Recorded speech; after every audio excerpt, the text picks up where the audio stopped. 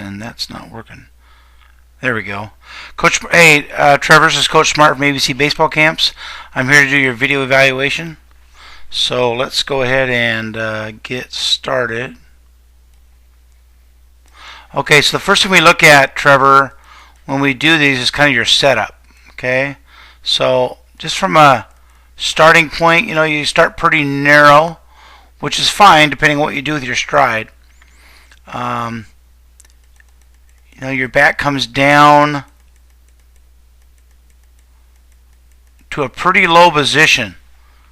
Okay, when we start our descent towards home plate, we kind of want that bat to be, at least your hands to be in the, at least at the level of your ear holes of your helmet. Okay, so when you have your hands down lower like you do, there's a tendency to makes every pitch look like it's a little bit high to you. Even balls, belt higher, kind of high to you because of where you start your hands. And guys that start with low hands usually have a tough time getting the ball out of the air. Okay, so if I was your coach or your hitting instructor, I would definitely want you to get your hands a little bit higher at the setup. Okay, the setup is really important, Trevor, and to make your swing as simple as possible.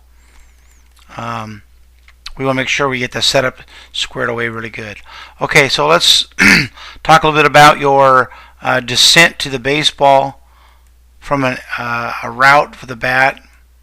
See right now, right there, Trevor, your bat is level right now.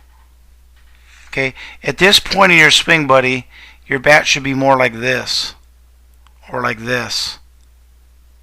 It shouldn't be, laying flat behind your head or behind your shoulders, because you're going to be flat all the way through now.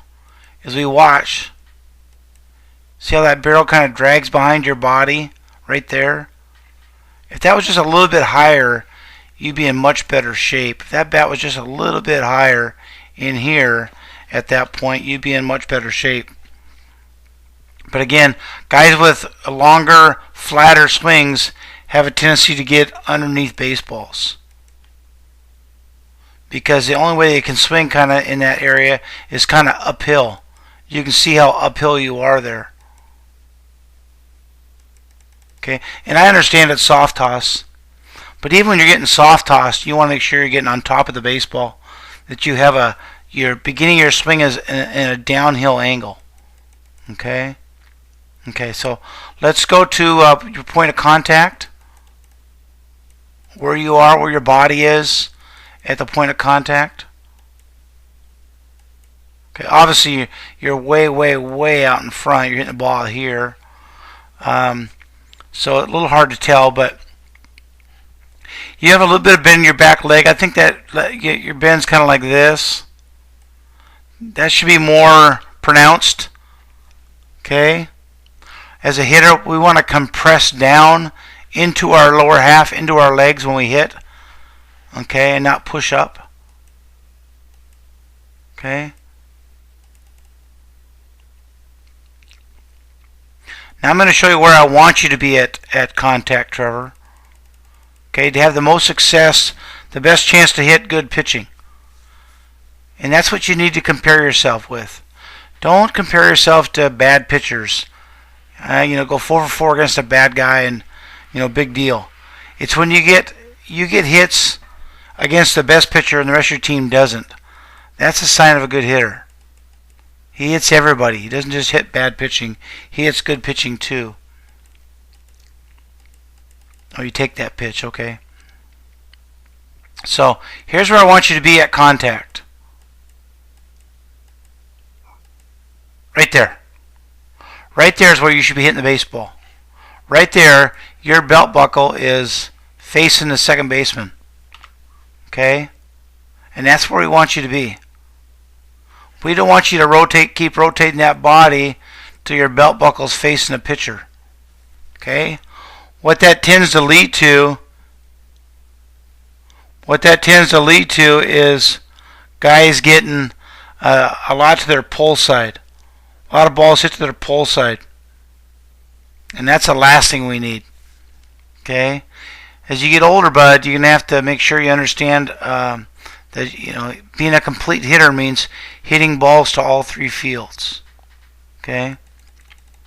So when I send you your hitting evaluation, there's also going to be a couple on the email. There's going to be a couple links to a couple drills I'll have you do, have you watch, and I think you'll have a pretty good feel for it then. To cut down some of that rotation and use your hands more, and then how to use your lower half a little better. Okay. Okay. Let's see. So after contact, let's see what happens after contact. Okay, so you just hit the ball there. See how close you are from your hands being to your body.